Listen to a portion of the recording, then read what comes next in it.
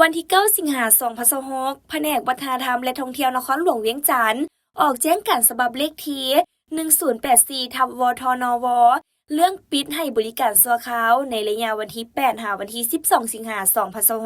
2026เพื่อเป็นการไว้อาลัยต่อการจากไปอย่างบ่หวนกลับมาของท่านปริญญาเอกไสยสมพรพรหมวิหารกรรมการกรมการเมืองศูนย์กลางภาคประธานสภาแห่งชาติที่เคารพรัก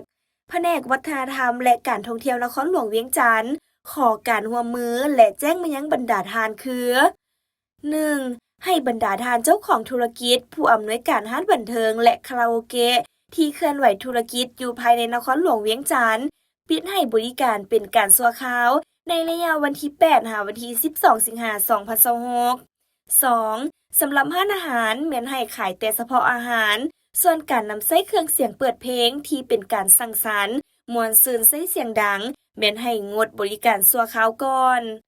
3. ในกรณีพบเห็นธุรกิจใดที่ฝ่าฝืนจะได้สมทบกับเจ้าหน้าที่ป้องกันชาติป้องกันความสงบปฏิบัติมาตรการที่เหมาะสมตามกรณีหนักหรือเบาดังนั้นจึงได้แจ้งมายังบรรดาทานเพื่อทราบและพร้อมกันจัดตั้งปฏิบัติตามแจ้งการฉบับนี้อย่างเข้มงวดด้วย